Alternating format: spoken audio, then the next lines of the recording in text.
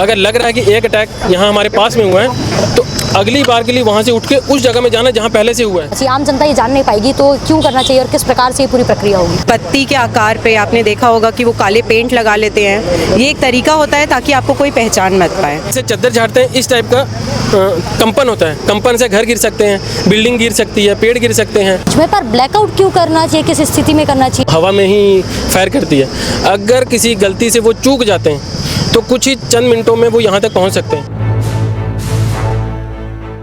नमस्कार, मैं ईशा साहू और आप सभी का स्वागत है केपी न्यूज़ में। और जैसे कि आप सभी को ज्ञात होगा कि आज है 7 मई और आज के दिन में जो है पहलगाम अटैक के बाद में आदेश जारी किया गया था कि तमाम शहर, पूरे भारत शहर के 244 शहरों में मॉक ड्रिल प्रक्रिया करवाई गई, जिसमें युद्ध से पूर्व किस प्रकार से आप एयर स्ट्राइक से बचेंगे इसकी जानकारी देने की बात कही जा रही थी। लेकिन इसी 7 मई की बीती रात करीब 1:30 बजे के आसपास जो है भारत के द्वारा पहलगाम का बदला लेते हुए 15वें दिन पर जो है भारत के 9 बड़े इलाकों पर जो है एयर स्ट्राइक की गई थी। और साथ ही इसके बाद आज 4 बज चुके हैं, 7 मई 4 बजे जो है मॉक ड्रिल होनी थी। और आप देख सकते हैं कि मॉक ड्रिल की प्रक्रिया इस वक्त जो है दुर्ग शहर में चल रही है और ये एक लौता शहर है छत्तीसगढ़ का जहाँ पे मॉक ड्रिल की प्रक्रिया दिखानी थी, बतानी थी, जो पूरे आला अधिकारियों के बीच में मॉक ड्रिल प्रक्रिया किस प्रकार से हो रही है, जनता को किस प्रकार से युद्ध के लिए तैयार किया जाए, अगर एयर स्ट्राइक अगर हो जाता है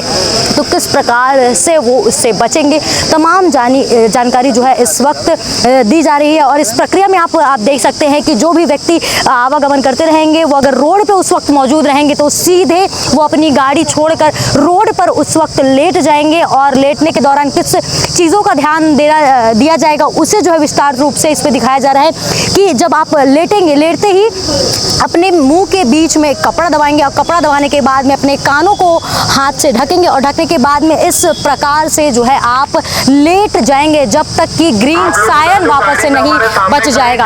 आप इस जगह पर आप देखेंगे तो किस प्रकार से पूरे आला अधिकारी इस जगह पर मौजूद है और स्वयं जो यहाँ के एसपी इस जगह पर फील्ड में उतरे हुए हैं और कुछ सेना के जो अधिकारी हैं जो पूर्व रिटायर्ड है वो भी इस जगह पर मॉक ड्रिल की प्रक्रिया में शामिल होने पहुंचे हुए हैं।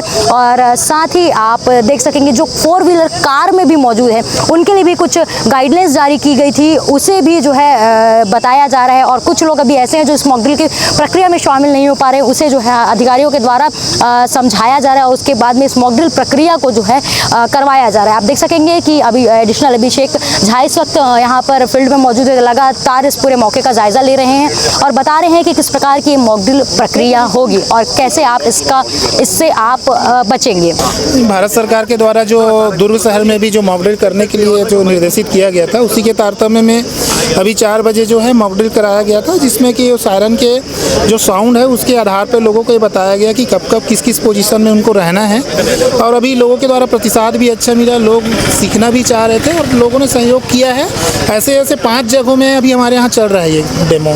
इस वक्त हमारे साथ में एक्स मिलिट्री के ऑफिसर यहाँ पर है जो इस पूरे मॉक ड्रिल प्रक्रिया में शामिल हुए थे और शामिल होने के साथ साथ उन्होंने भी बताया कि किस प्रकार से आप इस मॉक ड्रिल की प्रक्रिया को करते हैं, क्यों करते हैं, क्या कुछ है, तो इनसे हम जानेंगे। सर, आप आज इस मॉक ड्रिल प्रक्रिया में शामिल हुए थे तो मॉक ड्रिल प्रक्रिया में आपने लगातार समझाया कि नीचे लेटना चाहिए, तमाम चीज़ें आपने बताया कि मुंह में कपड़ा रखना चाहिए, पर एक सवाल उत्पन्न होता है कि क्यों करना चाहिए? आम जनता ये जान नहीं पाएगी तो क्यों करना चाहिए और किस प्रकार से ये पूरी प्रक्रिया होगी? जी बिल्कुल सही पूछा आपने।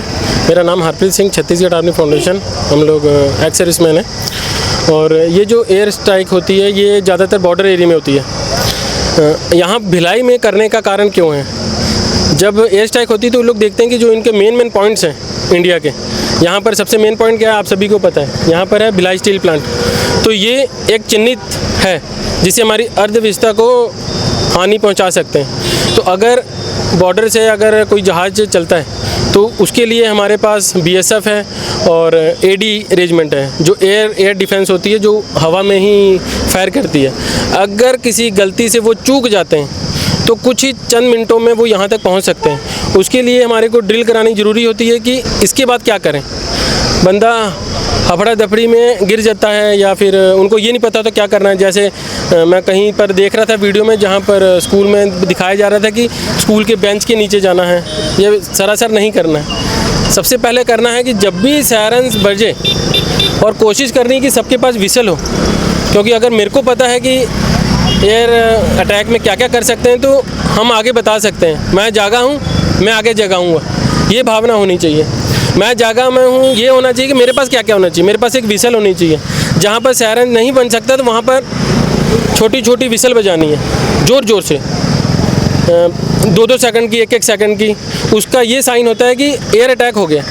तो जहाँ भी आदमी रहे, किसी ऑफिस में है, किसी पान ठेले में है, किसी पेड़ के पास है, वहाँ से हट के वो खुली जगह में आए और हर एक आदमी से कम 10-10, 12-12 मीटर की दूरी रखे। एयर अटैक अगर आपको, जैसे हमने पहले बता दिया, एयर अटैक होने वाला है, तो सबसे पहले हमारे को करना है कि हमारे पास कैश होना चाहिए, हमारी गाड़ी में तेल होना चाहिए, हमारे मोबाइल की बैटरी फुल होनी चाहिए, कम से कम 72 घंटे का राशन होना चाहिए, ड्राई राशन जिसे बोलते हैं। जैसे हम लोग शक्करपारे भी रखते हैं, शक्करपारे से भूख नहीं लगती और हमारा जीवन पूरा दिन का चल जाता है। ये चीज़ें बेसिक होनी चाहिए। दूसरी और जो अहम चीज़ें हैं कि एयर स्ट्राइक होती है, जैसे ही विसल बजती है, हमारे को पता लगता है तो खुली जगह में जाके हमने नीचे लेटना है। जहाँ भी बुज़ुर्ग और बच्चे हैं उनको सेफ़ जोन में लेना है और उनको एक हाथ से या राइट या लेफ़्ट से उनको बोलना है सर से कि नीचे रहें, और फिर राइट लेफ़्ट देखना है कि हमारे पास में और क्या चीज़ है। अगर लग रहा है कि एक अटैक यहाँ हमारे पास में हुआ है तो अगली बार के लिए वहाँ से उठ के उस जगह में जाना जहाँ पहले से हुआ है, वहाँ दोबारा गोला नहीं गिरेगा। तो आप वहाँ पर जाइए जहाँ पर पहले से अटैक हुआ, फिर आप उस एरिया में जाके फिर नीचे लेट जाइए। जहाँ गड्ढे होते हैं वहाँ पर मेन हमारे को लेटा जाता है, पेड़ के पास नहीं। जहाँ गड्ढे होते हैं, जो मैदानी क्षेत्र, जैसे आप पीछे दिखाइए, जैसे पीछे ये जो मिट्टी के ढेले पड़े हैं, इसके नीचे में हम लोग लेट सकते हैं। ये हाई डाउट्स होते हैं कि हम लोग सेफ कैसे हों। जब अटैक होता है तो जैसे चद्दर झाड़ते हैं, इस टाइप का कंपन होता है। कंपन से घर गिर सकते हैं, बिल्डिंग गिर सकती है, पेड़ गिर सकते हैं, और जो उसके बीच में स्प्लेंडर्स होते हैं वो हवा में इतनी तेज़ी से फैलते हैं कि वो आर पार निकल जाते हैं। तो उसको बचने के लिए हम लोग नीचे लेटते हैं कि कम से कम हमारे को हानि पहुँचे। सर, इसी के साथ ही साथ ना एक ब्लैकआउट की स्थिति भी जो है उत्पन्न करी जाएगी 7 से 7:30 बजे के बीच में। पर ब्लैकआउट क्यों करना चाहिए, किस स्थिति में करना चाहिए, इसकी जानकारी? ब्लैकआउट जैसे इसलिए किया जाता है कि जैसे शाम को, रात में जो अचानक हवाई हमला होता है, जैसे कि हमारे इंडिया ने पाकिस्तान के ऊपर किया है, तो ब्लैकआउट इसलिए कराया जाता है कि जैसे रात में अगर स्ट्राइक आता है तो उस समय जब हुटर बजता है तो पूरी लाइटें बंद कर दी जाती है। जो भी घर में लोग हैं वो तुरंत अपने लाइट बंद करें, पर्दों को तुरंत शट डाउन करें। उससे क्या होता है कि जो ऊपर से जब एयर स्ट्राइक होता है तो उनको कोई टारगेट नहीं दिखाई देता है। इसके लिए अपने को जो लोग गाड़ी से जा रहे हैं तुरंत गाड़ी की लाइट बंद कर देते हैं, गाड़ियों के ऊपर ब्लैक फिल्म लगा ली जाती है। जहाँ तक हो सके कामोफ्लेज किया जाता है। कामोफ्लेज का मतलब होता है जैसा वहाँ का प्राकृतिक बनावट है उसी बनावट में अपने आप को छिपाना होता है, इसीलिए किया जाता है। और ब्लैकआउट मेन यही है कि अभी जैसे दिन का हमने ड्रिल किया है वो रात का ड्रिल है कि रात को अगर फायर से स्ट्राइक होता है, मैक्सिमम जो एयर स्ट्राइक होता है रात के समय किया जाता है, अंधेरे में किया जाता है, ताकि अफरा तफरी ज़्यादा मचे। लेटने का जो उद्देश्य दिया गया है इसीलिए दिया गया है कि उससे भगदड़ नहीं मचता है। हम 10 हैं, खड़े हैं, दौड़ेंगे, भागेंगे, हम आपस में लड़ जाएंगे, बट हम यहीं कहीं अगर लेट जाते हैं तो हमको एक तो क्षति बहुत कम पहुंचेगा, भगदड़ नहीं मचेगा, स्थिति बन जाएगी, कंट्रोल किया जा सकता है। जो भी शासन के द्वारा हमको डायरेक्शन मिलेगा हम उसको अमल कर सकते हैं, इसलिए लेटा जाता है जब भी हमला होता है। और अपने आप को हमेशा उस कामोफ्लेज यानी कि उस एरिया के बनावट में छिपा के रखने की कोशिश करनी चाहिए। रात को जब भी ये ब्लैकआउट होता है तो अपने आप को हर जगह लाइट बंद कर देना चाहिए, जितना हो सके पूरी लाइट वैसे काट दी जाती है।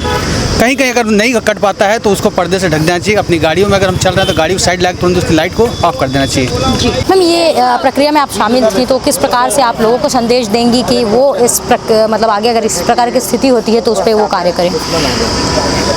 मैं छत्तीसगढ़ आर्मी फाउंडेशन से नमिता हांडा। मैं बस लोगों को यही बताना चाहूँगी कि सबसे पहली बात जो अभी सर ने बताया, कैमोफ्लेज होना का मतलब है प्राकृतिक रूप, पत्ती के आकार पे आपने देखा होगा कि वो काले पेंट लगा लेते हैं। ये एक तरीका होता है ताकि आपको कोई पहचान मत पाए और आप उस चीज़ से बचे रहें।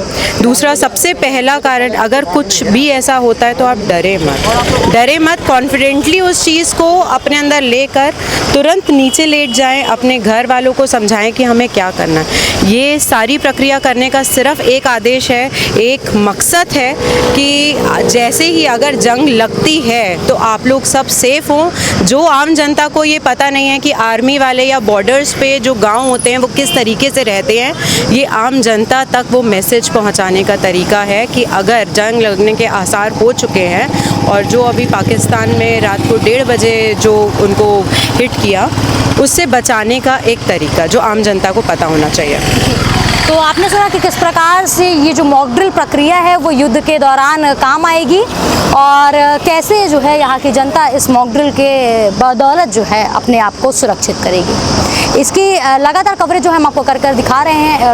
इसी के साथ ही कुछ ही देर के बाद में जो है 7 से 7:30 बजे के बीच में मॉक ड्रिल प्रक्रिया 2 मतलब ब्लैक आउट की प्रक्रिया होने वाली है, जिसको भी हम अपने खबरों के माध्यम से दिखाएंगे। तब तक के लिए बने रहिए KP न्यूज़ के साथ में। धन्यवाद।